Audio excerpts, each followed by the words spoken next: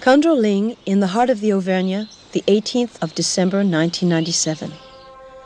The community of lamas, monks, nuns, and numerous disciples joined with Shamar Rinpoche to practice the rituals associated with the passing away of Gendun Rinpoche, a great meditation master of the Kagyu lineage of Tibetan Buddhism.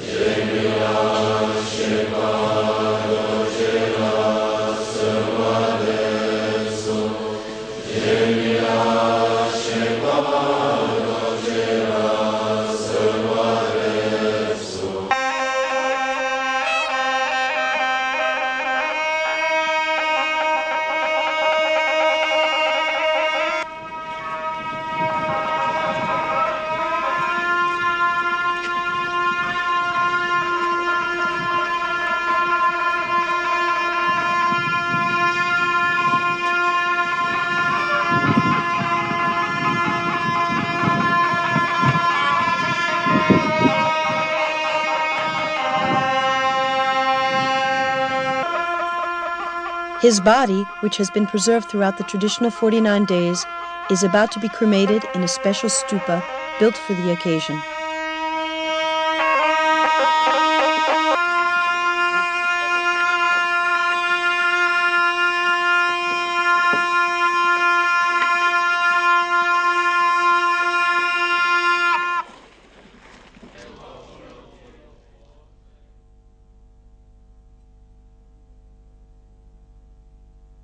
Gendun Rinpoche was born in 1918 in eastern Tibet in the district of Nangchen of the province of Kham.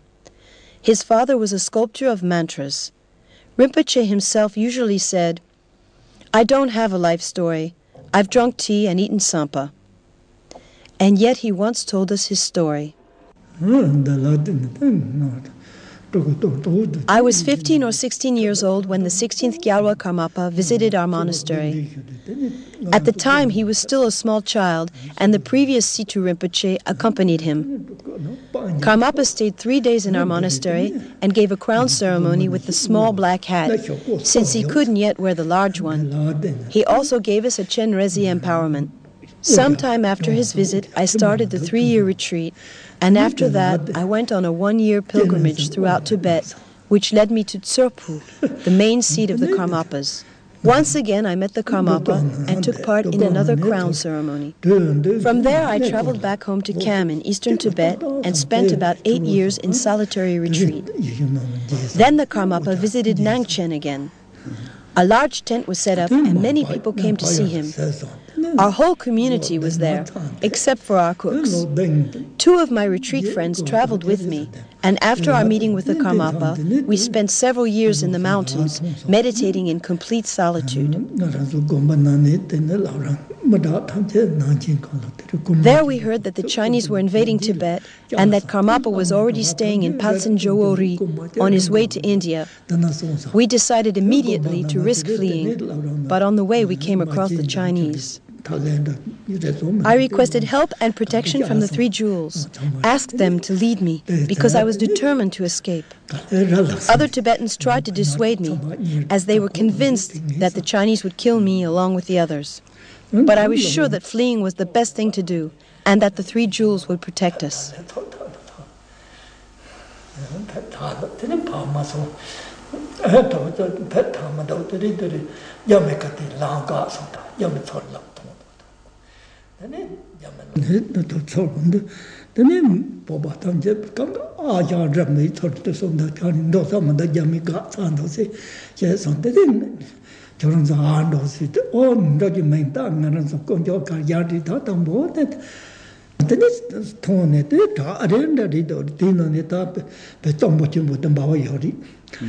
Our escape route wasn't a real path. On one side were very steep cliffs, and on the other the Brahmaputra. The Chinese had the entire route under their control. In order not to be seen, we waited until the dead of night had fallen. The Chinese had flashlights, and we came so close to them that we could see the glow of their cigarettes, their steaming teacups, and their guns pointing in our direction. Although our bodies were shaking with fear, we simply prayed to the three jewels and went on. It took 2 hours to get through the Chinese lines, and it was certainly due to the blessing of the refuge that they didn't catch us. We were as if invisible. The Tibetans that accompanied me were overwhelmed and very thankful. They thought it was a miracle.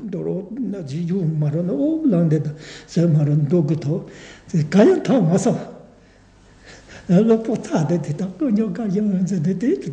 in India, I heard that the Karmapa was already in Rumtek, Sikkim, and together with a friend, I went as quickly as possible to see him. Karmapa wanted to see us immediately, and he blessed us with both hands. One of his servants wanted to send us away, but the Karmapa invited us to stay in Rumtek. He said that his monks would take care of everything we needed.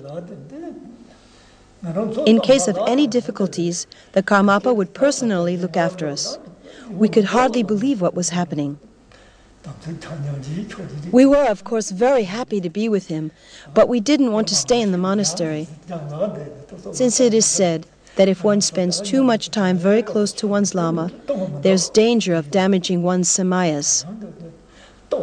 That had never happened to us, and we didn't want such a thing to happen. For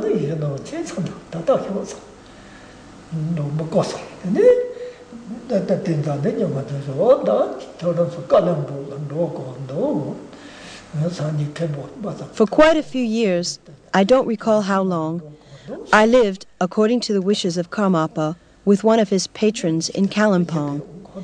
He took care of me so well that I could dedicate my entire time to Dharma practice without having to do any other work.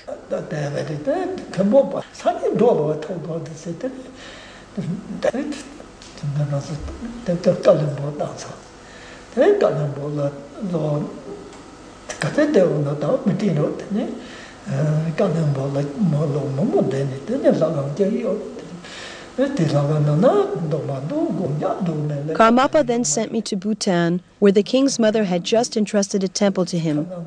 2 of us were sent together, and it so happened that I could practice in a retreat place in the vicinity of the king's palace without any other responsibilities, since my friend took care of the necessary rituals in the temple.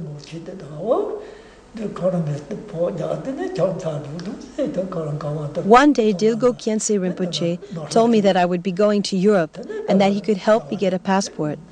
Though I told him I would never go to Europe, Khyentse Rinpoche asked me whether I was sure of this, and I said, definitely sure, and that is my final decision.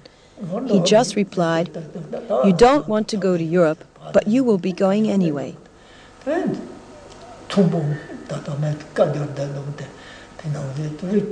Shortly after that, the Karmapa came to Bhutan and invited me for breakfast the next day. He told me that he would be traveling to the West that same year, visiting many countries. He wanted to find out whether there would be an openness for the Buddha's teachings in the West. He said, if the general conditions are there, then you will have to go. You shouldn't protest and insist that you would prefer to stay here. I told the Bhutanese Minister for Internal Affairs that you would need a passport, and he has already begun to take the necessary steps. If I get the impression that the Dharma could flourish in the West, I will then know whether America or France are more suitable. The decision is made, and you shouldn't resist.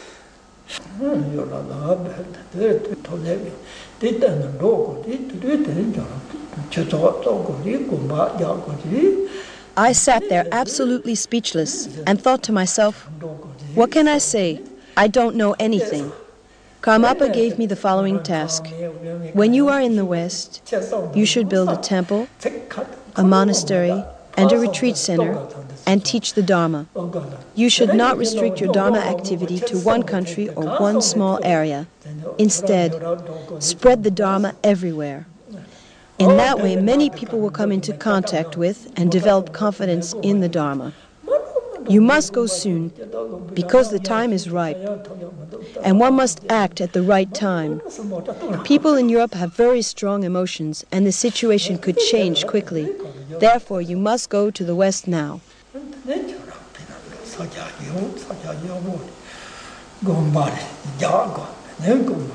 Times will become more difficult. If the Dharma is not established everywhere, enormous suffering will occur, similar to the suffering which beings experience in the hell realms. If we succeed in spreading the Dharma everywhere, this suffering will be minimized. We need to provide people with the possibility of understanding their emotions, of distinguishing between the positive and the negative, so that they can act in a positive way. This would really benefit the world, and therefore I am sending you to the West. It is extremely important to truly benefit beings, and for this it is essential that the Dharma is introduced everywhere.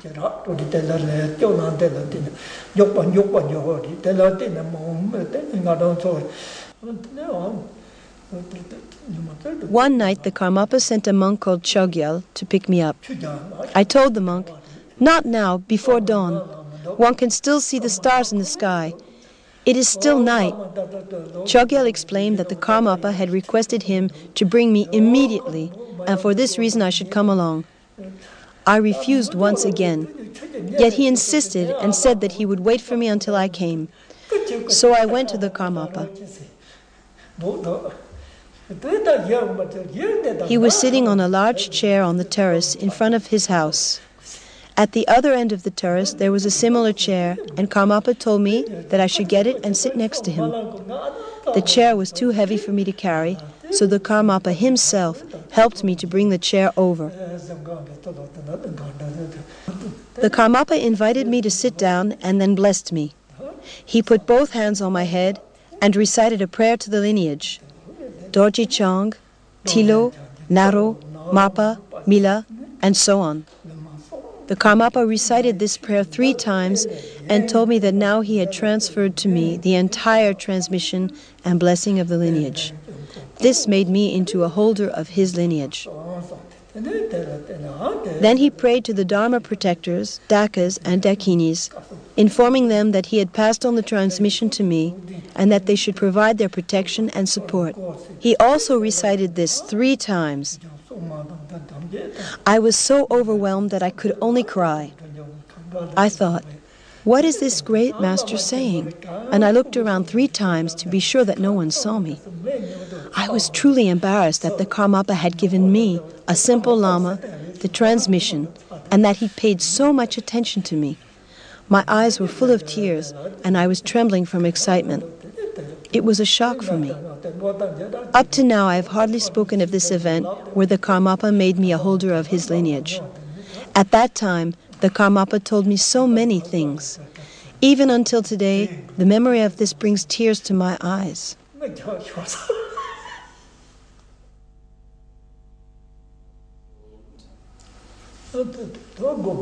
Then the Karmapa showed me pictures of all kinds of temples and monasteries, one after another, and told me that I should build something similar in Europe. We sat like this until dawn. The Karmapa advised me on so many things. Then tea was served. The Karmapa also said, "Your abilities to accomplish all this are not from this life, but from previous lives. The 2 of us have been working together for the Dharma during many lifetimes. This is where your present karma comes from. You are like a pioneer for my work. It is your karma to go to the West now. Even if you wanted to attain Buddhahood in this life, it wouldn't be possible. For 2 more lifetimes you will continue to work together with me for the Dharma. Thereafter you don't need to take rebirth anymore, and you will be fully enlightened. I myself would definitely manifest in this world as the Karmapa for another 3 or 4 lifetimes. After that, my activity will spread wider through many manifestations, but without the name Karmapa. Also, you don't need to worry about who will take care of the centers in the future. Shama Rinpoche will be there and look after them. Finally, he told me, you should always decide on your own, and you have my full personal support. You can always refer back to me and say that you were acting on my behalf.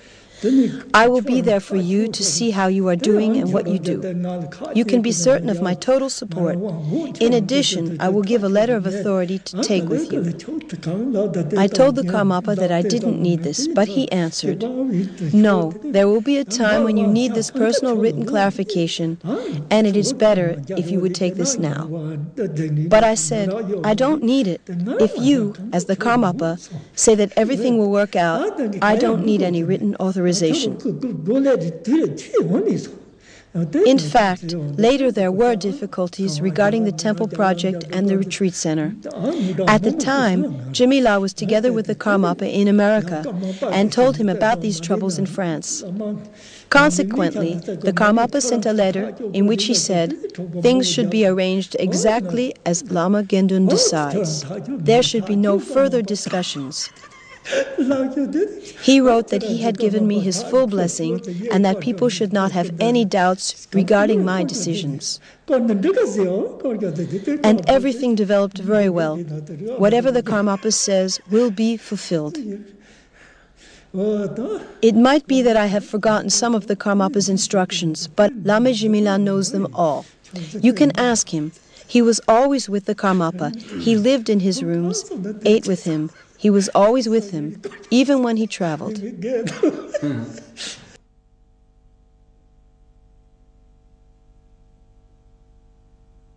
1975 beginning, when His Holiness Karmapa came in Paris. When he arrived in Paris, Mr. Banner Benson came to see Karmapa, and he explained what he wished to be his property and here in Dordogne. So His Holiness Karmapa was accepted, and he wanted to see the place. So he asked me to stay in Dordogne. He also explained it's quite important, and he will send Gendun Rinpoche and some lamas with him. And so he decided to stay and develop here. After a few people came, there is Jean-Pierre Baba, after a few months later.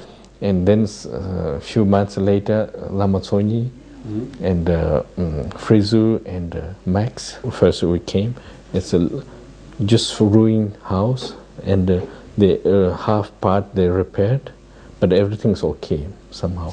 But inside there's nothing, even there is no gas stove, only a stone. We put stone in the fire and cook, no refrigerator, no heating, nothing actually for almost 1 year. Then slowly, a few months, we little bit repairing where the temple was in upstairs. Then we use a little bit bigger shrine. Gendun Rinpoche give teachings there, and we make morning and evening pujas there. 77, His Holiness Karmapa came, and he gave all the plans. What necessary for future development.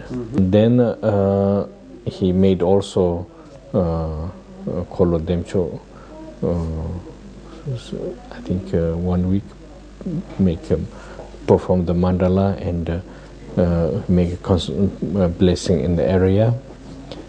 And I think this is from there. Then we started really many people knows more understanding, and a lot of people slowly came and then became kind of a real center.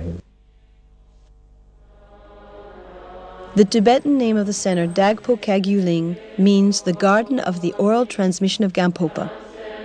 Rinpoche's unceasing work in the service of all living beings, his love, compassion, and simplicity attracted increasing numbers of men and women.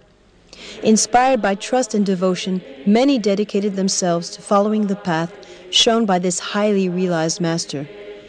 As Karmapa had predicted, Dagpo rapidly became a place where the Dharma blossomed and could be spread on a large scale.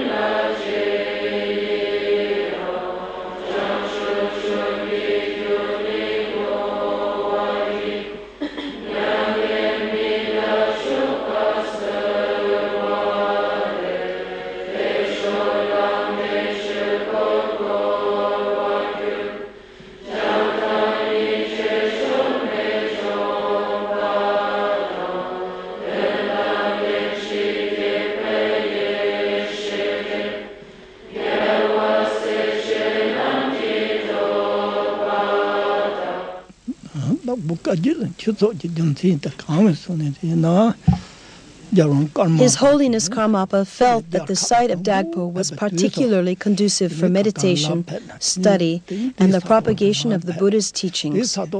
He therefore accepted the donation and remarked that in the future a center of considerable influence would be established there, and that it would be a mother center, acting as a seat for his activity in Europe and the West.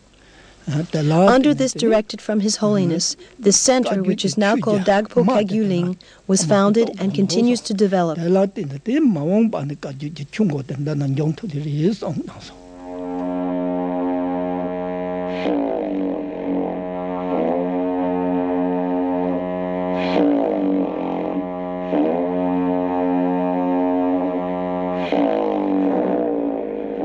Rinpoche added that the land was specially consecrated by the Gyalwa Karmapa, which means that the ground is now charged with the blessing and spirituality conveyed by the Kagyu lineage and its head, the Karmapa.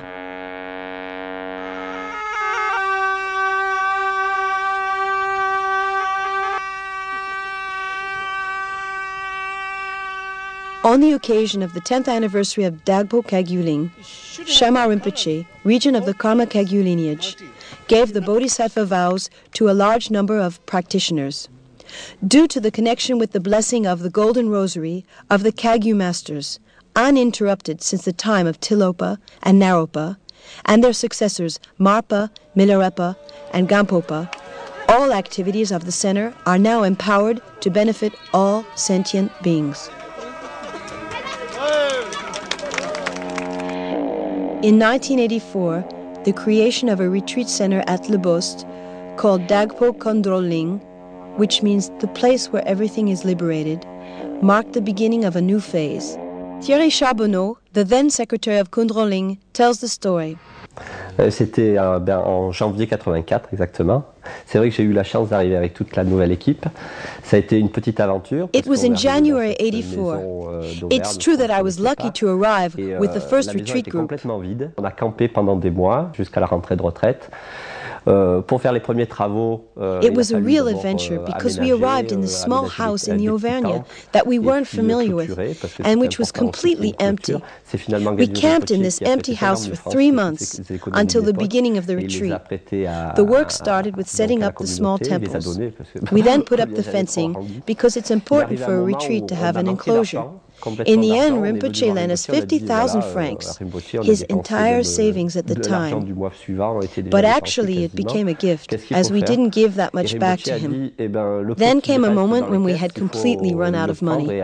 We went to see Rinpoche and asked him, "Rinpoche, we have almost spent the money for the next month. What should we do?" Rinpoche said, "Take whatever little remains and build a stupa."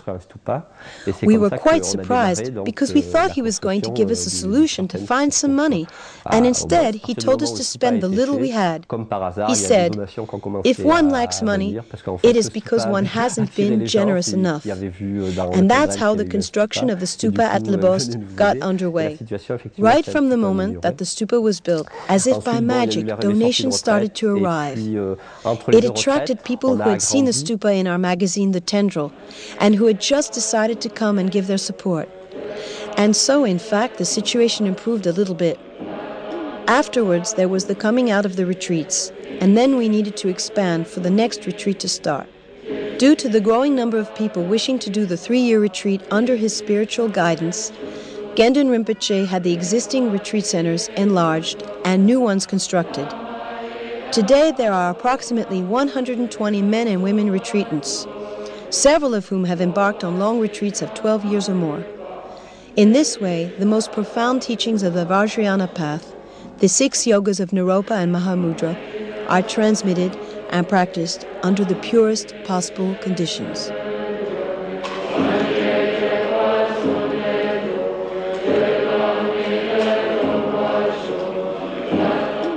Dès 87, il y avait donc Claude Tomassi qui était arrivé en retraite et il avait des terres. In 1987, Claude Tomassi had come to do retreat with us.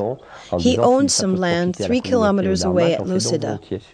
This he offered to Rinpoche, saying, "If it's useful for the community and the Dharma, I will gladly make a gift of it." Rinpoche accepted, and later we decided that this would be used for building the women's retreat center, while the men would stay at Le Bost. After that, we called on the future retreatants to come and help with the construction. Pour venir aider. Et il s'est trouvé à ce moment-là qu'un monsieur que Rinpoche avait rencontré. It turned out that at this time, a certain gentleman that Rinpoche had met several times in Germany offered him his support if needed.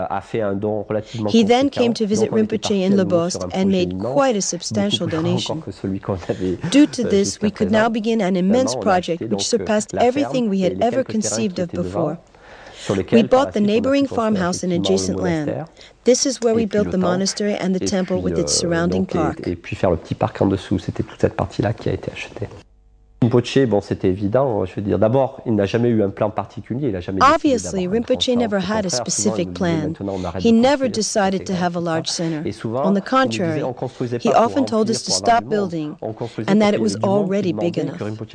He often told us that we were not building houses first and then filling the place with a lot of people.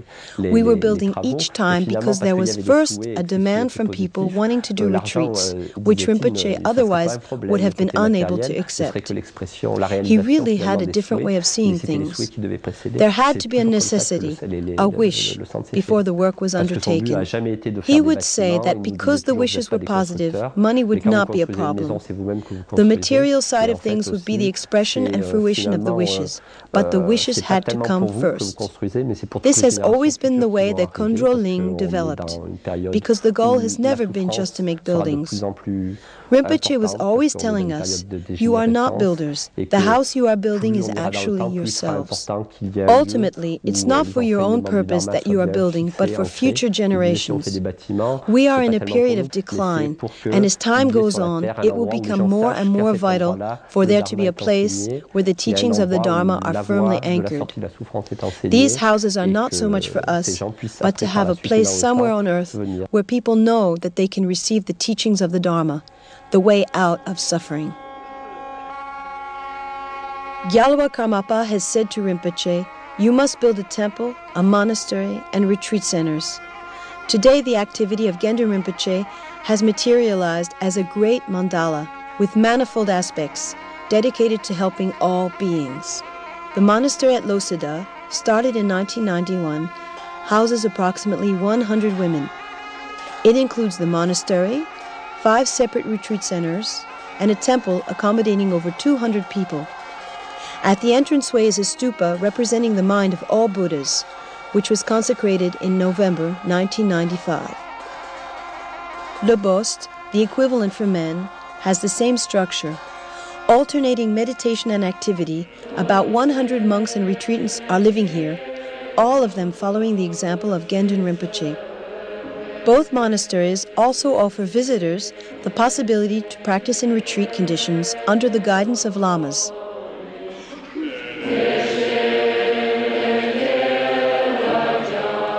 And in the heart of the mandala, crowning everything, is the new Karmapa temple facing the pre-mountain range.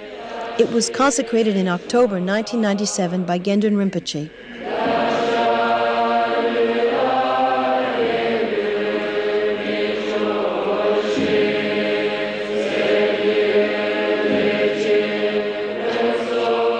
The activity of Gendun Rinpoche has spread well beyond the limits of Dagpo Kagyu-ling, Le Bost, and Losada.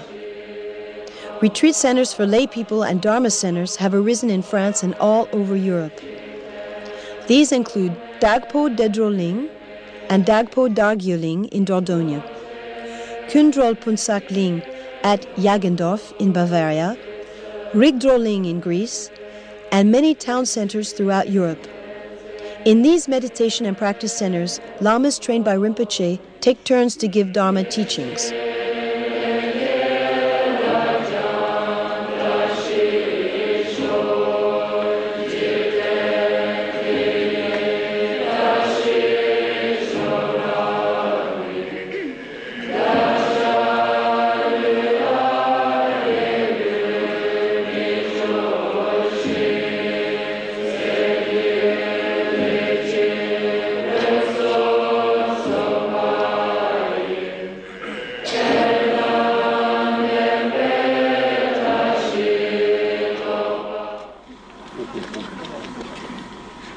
Every summer, thousands of people flocked to Dagpo Kagyu to benefit from Gendun Rinpoche's precious teachings and his luminous presence.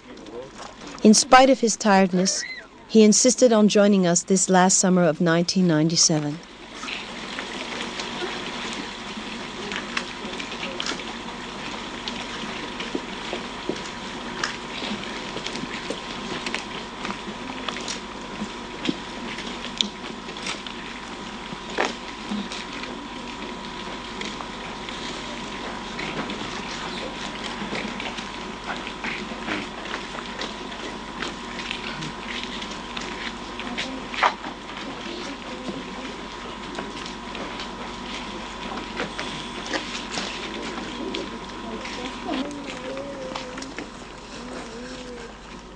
With great fervor and devotion, practitioners from all over Europe came together to develop their practice by deepening their connection between Lama Gendun and themselves.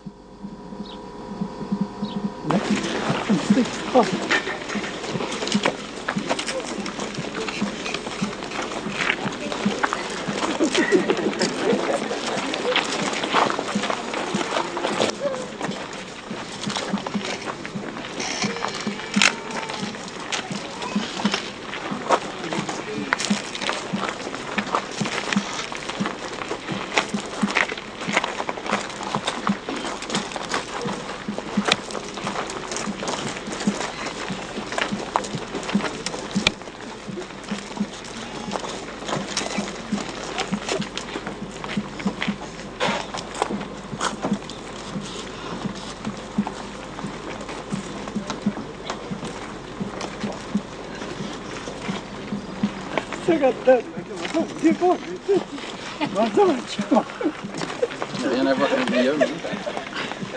C'est pas intéressant.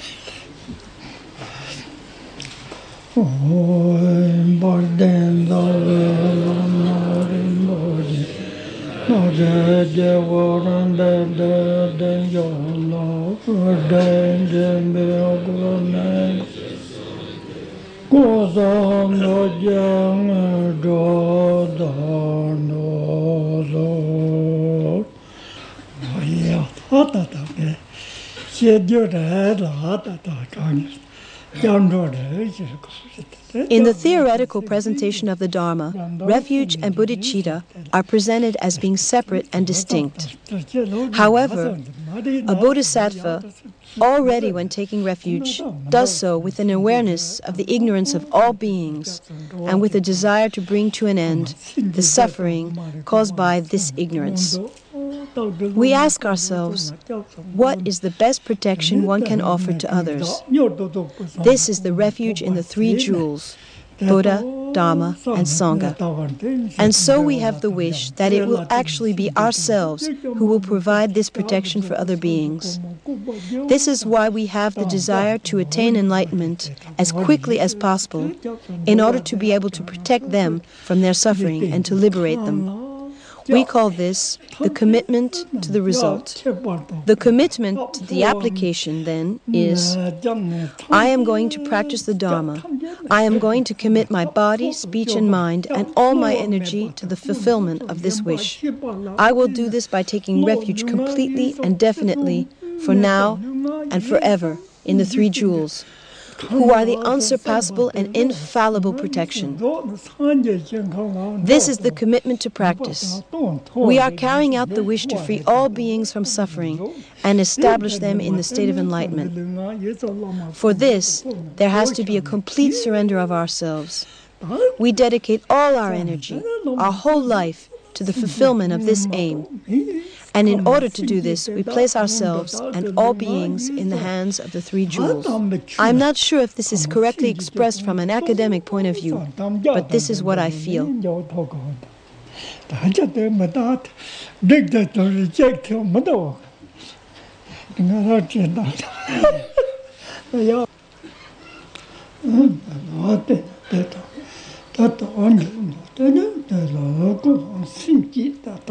Suppose there are two people who both wish to plant a tree.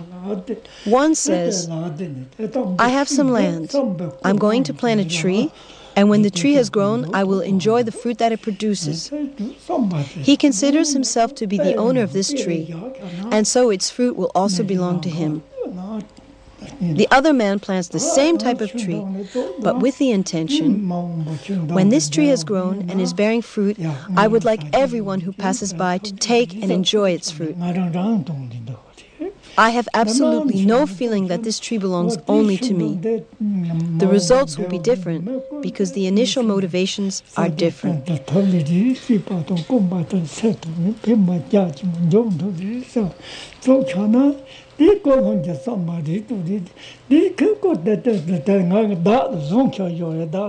The Mahayana motivation of a bodhisattva is to wish that the fruit of one's practice be used solely for the benefit of others.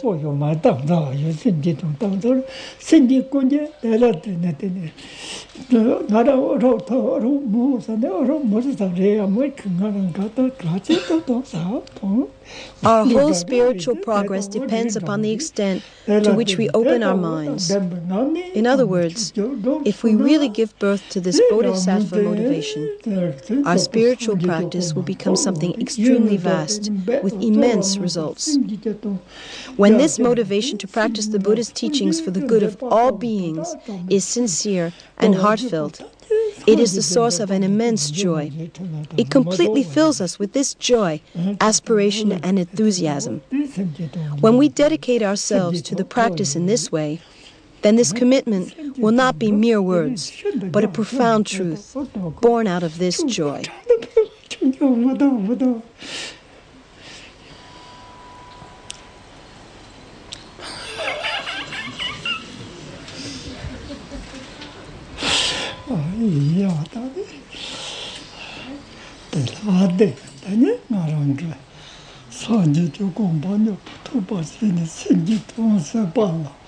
What is this joy that we are talking about? It is what makes us aware that in actual fact, our life is not hopeless and filled with despair.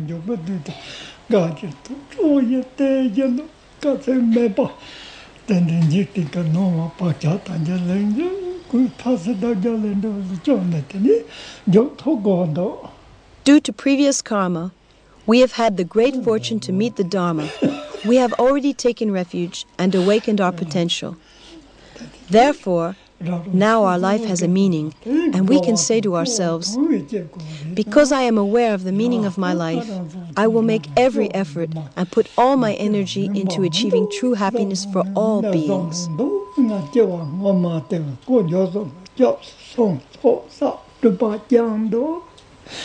We feel carried along by a joy, creating great energy, an infinite capacity to commit ourselves to the spiritual path until we obtain its fruit. We renew this commitment constantly without getting sidetracked by doubts such as, am I really capable of doing this practice? Am I going to see it through to the end? Not giving in any more to this constant self-interrogation. Instead, the practice takes place naturally. It becomes a spontaneous fulfillment of the joy which is already within us. The more we are conscious of this joy, the more we become aware that it arises from the goodness of the Dharma. The more this awareness develops, the more joy increases, becoming limitless. We become more and more taken over by it, more and more luminous, more and more radiant with happiness. This inner luminosity eliminates all our veils, neurotic behavior, and previous negativities. The practice then becomes something easy and natural, developing on its own. We don't have to force ourselves and make a great effort. The practice develops without effort, carried by this joy, which is like a great fire that increases in strength, and which we can no longer contain. It burns by itself and consumes everything. There is no longer any room for sadness, laziness, doubt, or self-interrogation. On the contrary, there is confidence and a growing faith. This clarity and increasing luminosity within has the power to destroy all negative habits, inner tendencies, and doubts. The commitment to the practice then becomes self-evident and natural.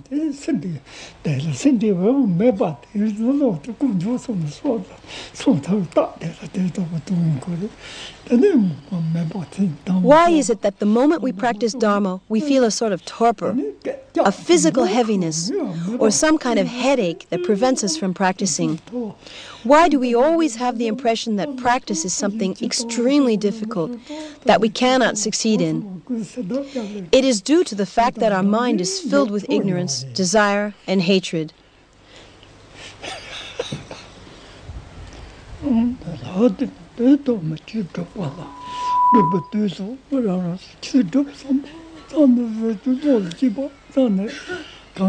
These emotions make us constantly turn in circles. We are prisoners of these emotions, always tense and engaged in endless self-inquiry about our ability to practice. We feel that we are unable to give birth to true devotion, and this is because we keep telling ourselves, I must be good, I want to succeed, I have to make it. We are so preoccupied with ourselves that we can't even manage to pronounce one single mantra. This is because we are always obsessed by our self-image and the desire to obtain some result for ourselves or to become a better person. It is the attachment to ourselves that creates all this difficulty.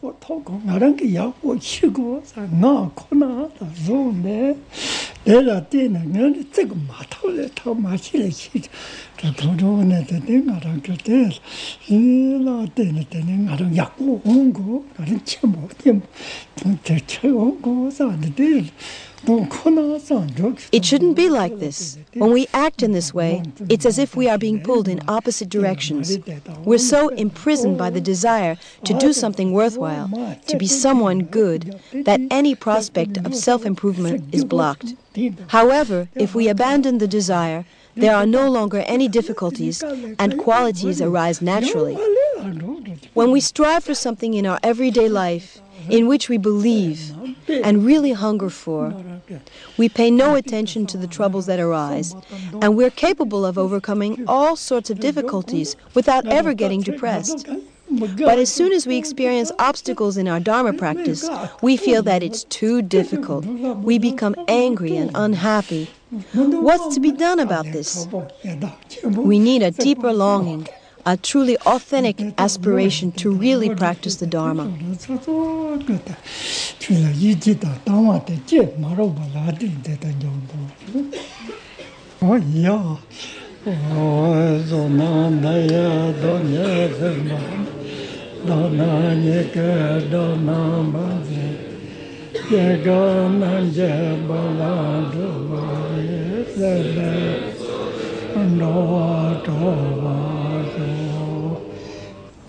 The vocabulary center is really very good, a highly big way developed.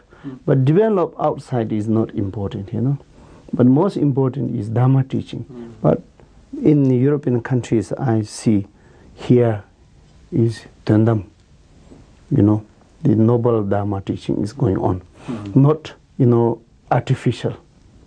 The real, the meaning and the essence of teaching is going on here. I was, really impressed, fully satisfied. It carries a lot of meaning when I say no artificial. Here, the real essence of Dharma is here. Lama Gendun Rinpoche constantly went into meditation for whole life, so he is highly realized.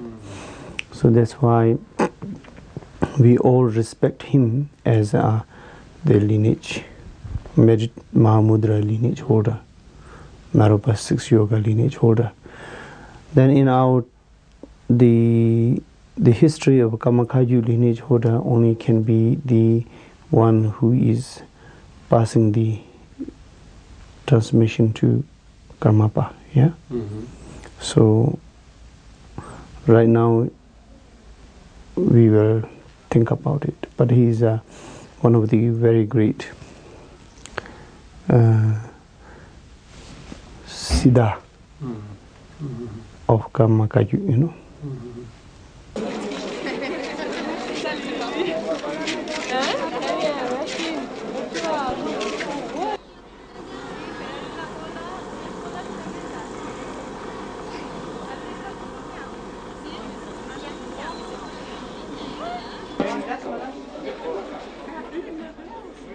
Today, Dagpo Kagyu Ling offers to the many practitioners who wish to deepen their understanding of the Dharma a great variety of opportunities to study, reflect upon, and practice the precious teachings of the Buddha.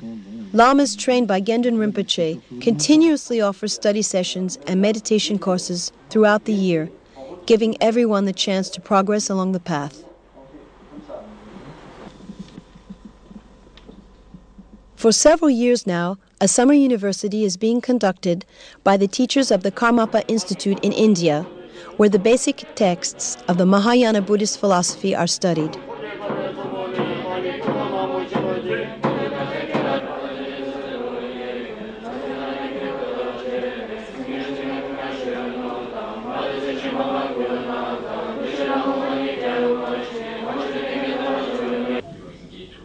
Furthermore, great masters of the Kagyu tradition come here on a regular basis to give teachings in this center, which is to develop even more in order to fulfill its purpose as the European seat of the Karmapa.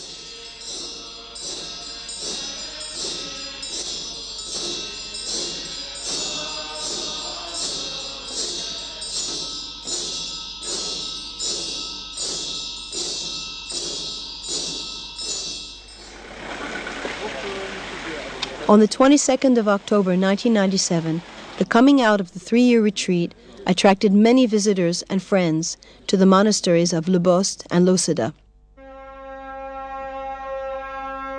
In the morning, the lamas in charge of the retreats took down the protection panels.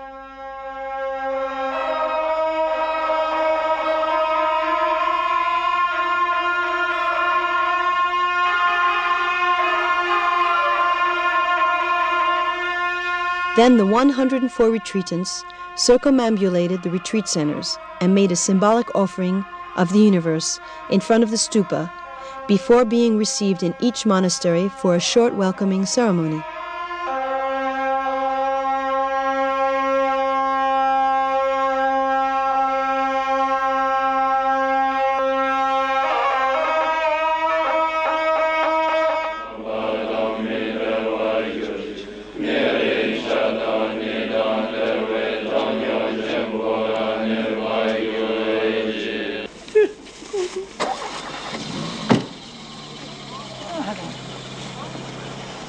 Gendun Rinpoche then came to the Karmapa temple to welcome them. Looking at the 1,000 Buddhas, he contemplated the work that had been accomplished since his arrival in France in 1975, of which the temple is the crowning achievement.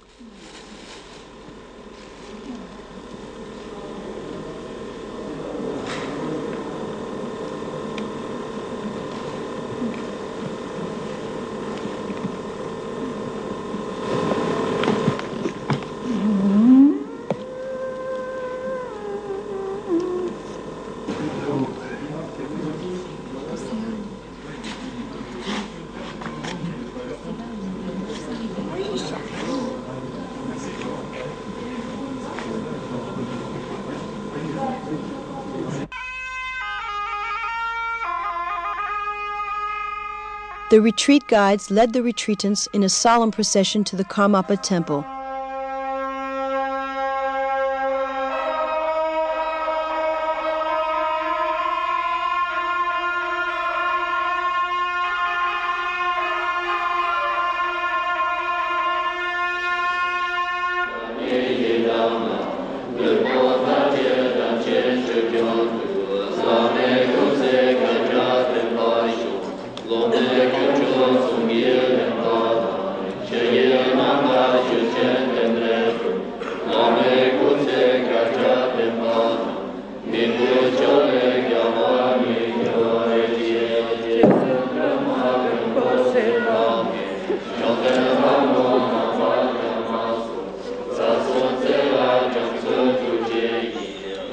Together they made the mandala offering of the universe to Rinpoche and received his blessing.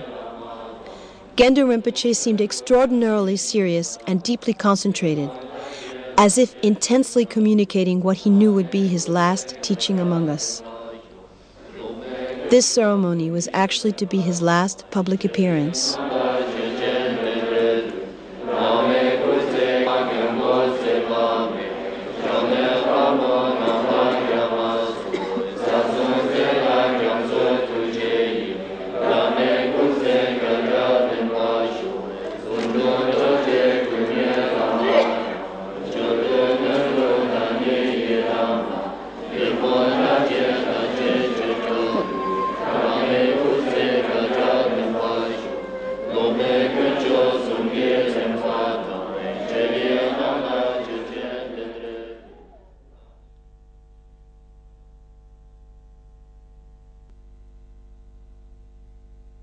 On the night of Friday, the 31st of October, just 9 days later, Rinpoche departed this life.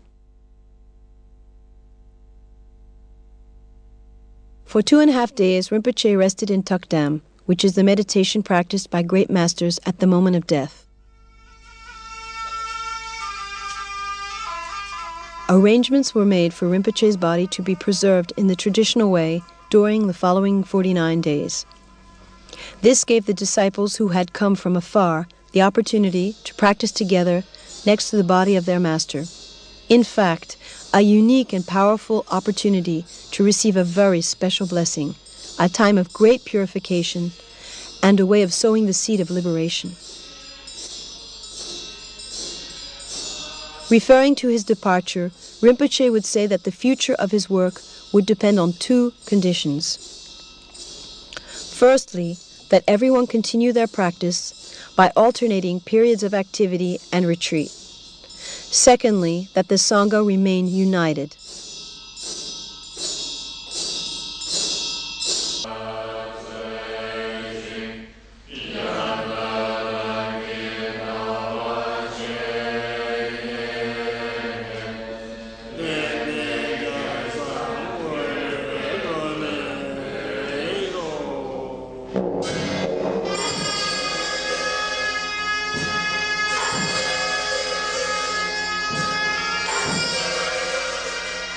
During the 49 days preceding the cremation of Rinpoche's body, a cremation stupa was built in front of the Karmapa temple, and his coffin was decorated according to tradition.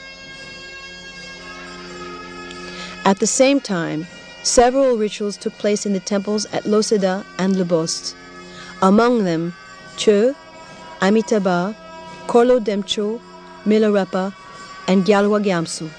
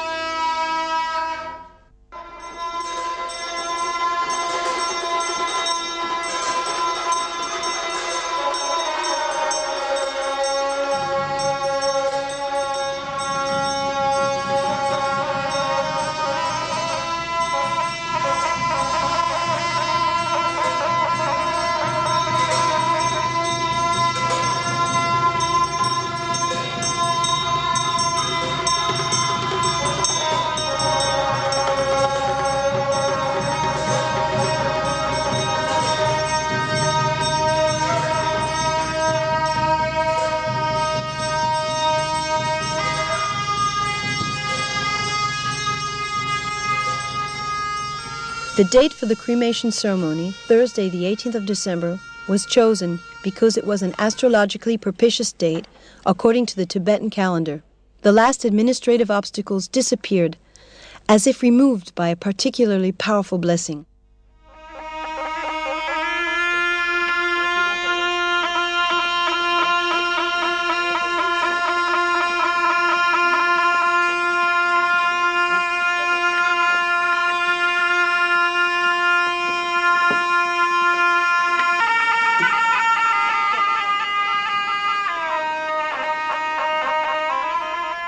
The morning of the chosen day, after some traditional rituals performed by the Sangha, Rinpoche's body was lowered into the heart of the stupa. The Sangha then assembled in front of the temple to pay their last respects to their spiritual master.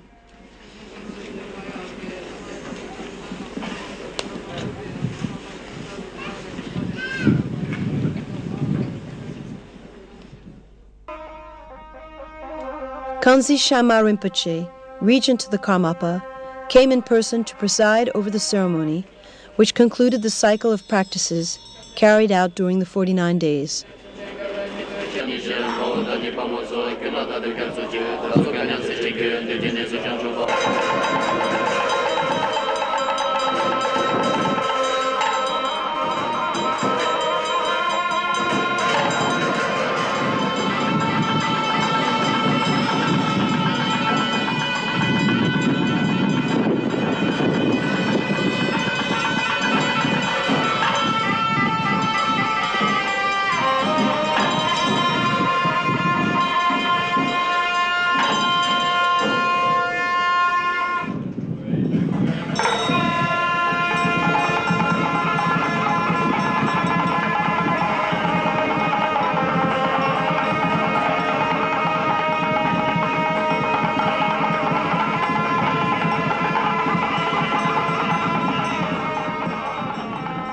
Even the weather had a role to play, as throughout the day, sun, rain, and wind came in turn to pay their respects to this enlightened being. 3 fire offering pujas were performed simultaneously, during which the cremation of Rinpoche's kudung took place.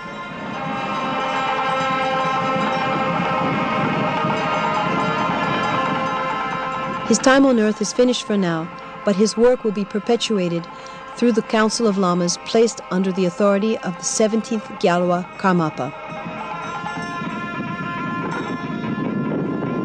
The 16th Gyalwa Karmapa, when speaking of Gendun Rinpoche, said, "Lama Gendun is like Milarepa. In his lifetime, he attained the state of Dorji Chang."